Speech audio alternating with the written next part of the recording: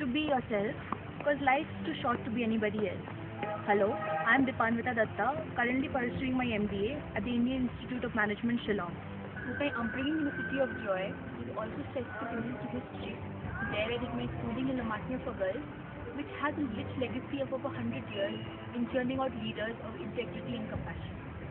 Moving on, I did my engineering in NIT Durgapur, where apart from gaining a deep knowledge, I also honed my leadership skills in various roles and responsibilities. And yes, I made friends for life. Moving on, my work experience in the Linde Group in a multicultural environment helped me learn through diversity and enriched my perspective about life.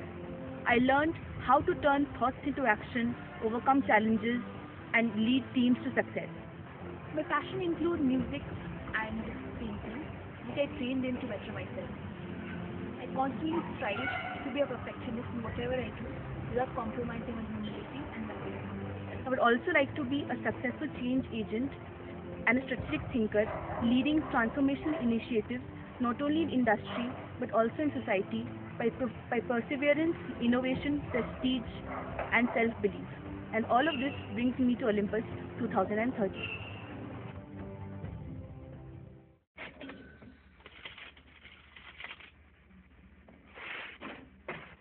Money is the cornerstone of today's society, an unquestioned institution. So not having money is synonymous to death. This is not just wrong, it is immoral.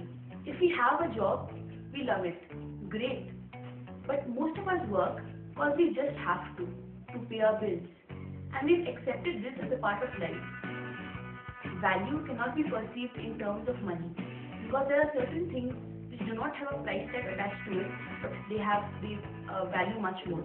So traditionally for women who manage the household for the daily sustenance of the family, their contribution is not perceived as work because they do not earn money, and hence it is devalued. Hence we see that our entire decision-making process and its impact on our social and economic life is totally concentrated on this monetary sphere. In the present monetary system, the money creation process is nothing but a debt creation process. Every unit of money circulated has an associated interest amount, as interest is over and above the actual value of money printed. This automatically creates debt. The situation is aggravated by the current fractional reserve system. As the system goes on, money multiplies and so does debt. The lender keeps burdening the borrower with more and more debt, and hence the rich keeps on getting richer, worsening the condition of the poor.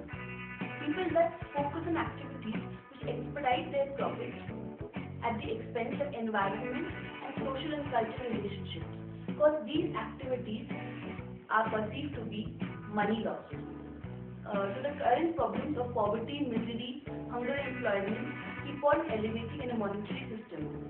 Hence the need of the hour is to redesign, re-engineer the system and redistribute the resources. An important thing to note here is that we do not need money as such. We need the resources that money can buy us.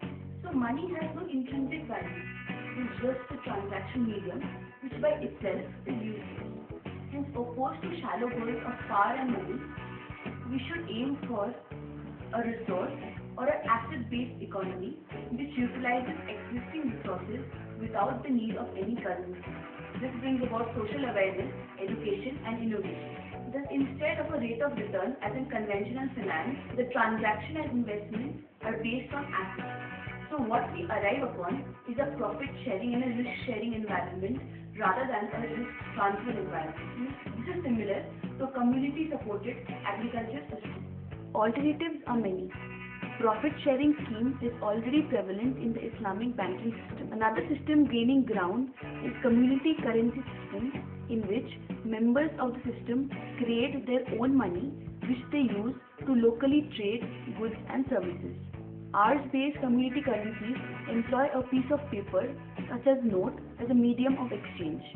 For example, the Bia in Thailand uses shells carrying pictures of socially and culturally significant events created by local community children and school children, which symbolizes that this has no monetary value. The value of the BR increases if investment is done in a green sector or in the field of education, etc. Another such is LETS, Local Exchange and Trading System, which uses debits and credits in a ledger with no monetary value attached to it. This has the advantage of giving goods and services a value independent of its price tag. For all of this, people should first unlearn what money stands for them today, and then relearn the forgotten values of social and cultural ingredients of our lives, which are predominantly undermined. Through this, in the long run, we would arrive upon an equitable society, which might not be the most perfect one, but would definitely be much better than the current money madness today.